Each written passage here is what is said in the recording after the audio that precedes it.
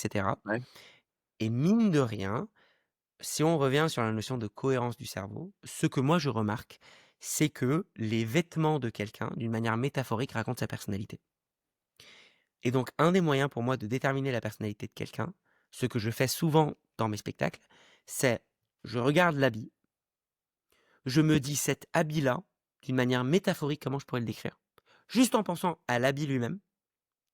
Ensuite, je prends cette métaphore-là et je me dis à quoi, quel type de personnalité pourrait me faire parler, cet habit-là. Quelqu'un, par exemple, qui est habillé complètement en noir. Si on prend la métaphore du noir, le noir, c'est quelque chose qui absorbe toutes les couleurs. Donc il y a un côté mystérieux, un côté qui absorbe tout, on va dire. Et en même temps, il y a un côté un peu élitiste de plus en Ah! plus qui vient. Donc, si je prends maintenant habillé complètement en noir, pouf, le noir, d'un point de vue purement métaphorique, c'est quelque chose qui absorbe, quelque chose qui nous pousse à aller regarder plus loin, ou quelque chose qui s'efface, hein, aussi en fonction de.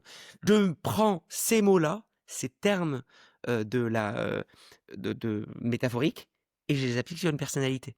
Mmh. C'est quelqu'un plus d'observateur que d'acteur. Donc peut-être que c'est quelqu'un qui va en majorité du temps rester passif, Mmh.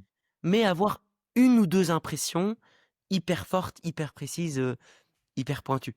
Mais quelqu'un qui en général va avoir cette espèce de retrait et va apprécier plutôt observer qu'agir.